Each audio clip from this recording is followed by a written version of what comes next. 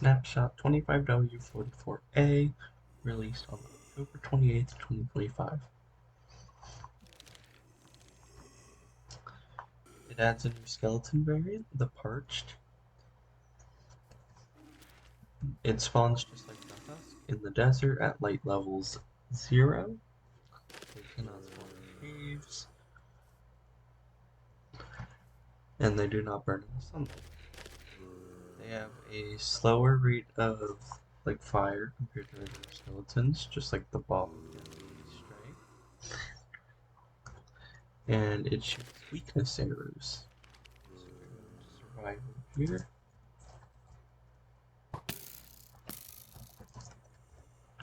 As you can see, I got weakness.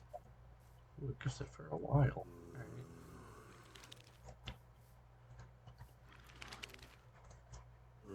We also have a new type of camel, the Camel Husk. It's like a zombie animal, spawns in the deserts.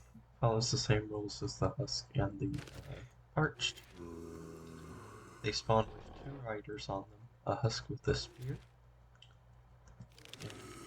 and a Parched. It's hostile with hostile riders, but can be ridden by the player. Those riders.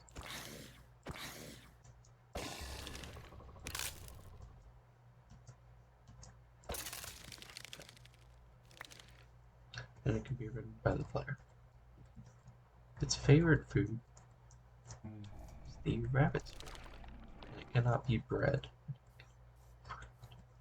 Great. There have been changes made to the lunch engine. I kinda got my hunger back up. I can actually show off what happens when you use a lunch sphere. When you use a level 1 lunch, you take 1 hunger point. When you use level 2, 2 hunger points. Level 3, 3 hunger points. On top of that, you might have noticed there's some durability damage taken. Each use of any level of lunch will take 1 durability damage off of the item.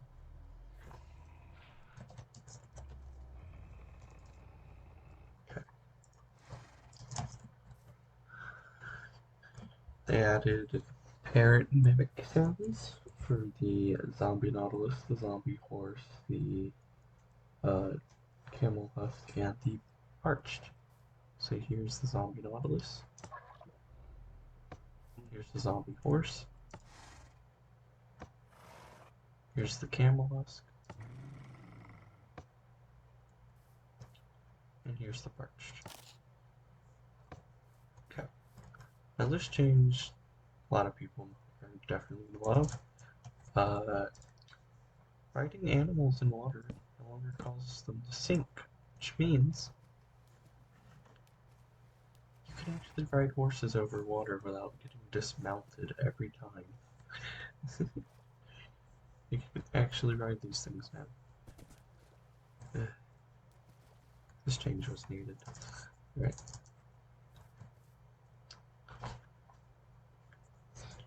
When you're loading in new chunks or reloading terrain, the chunks will actually fade in rather than just appearing.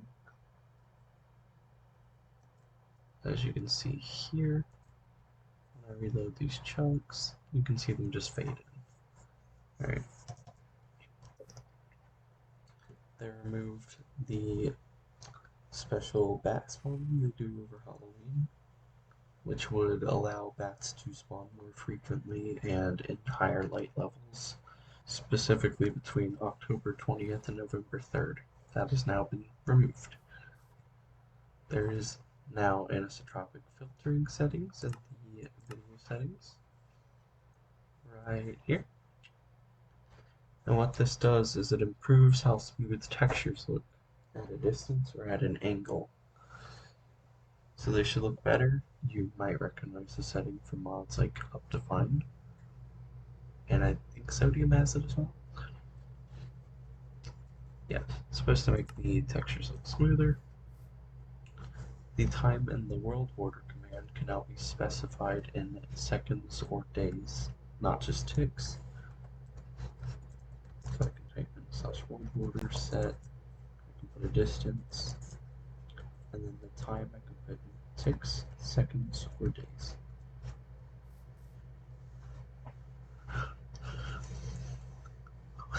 A lot of the game rules have been renamed. I will show a list of them on screen now.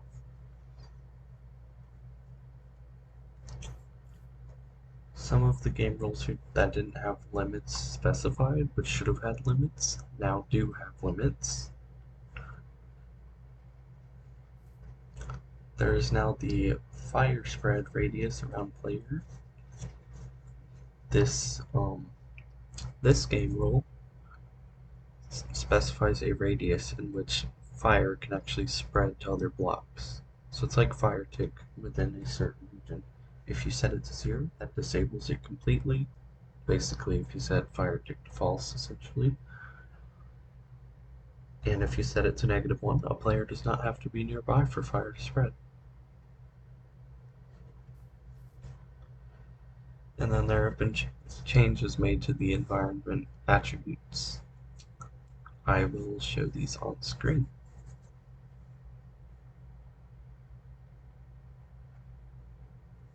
Okay, those have been the changes made in this update.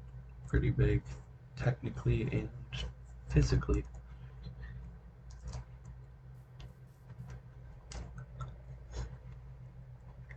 If you don't mind, consider liking this video, subscribing to me to see more of my content, and check out some of the past content I've posted. I've done some peak gameplay, I've done some Crash Out Crew gameplay. Please check them out.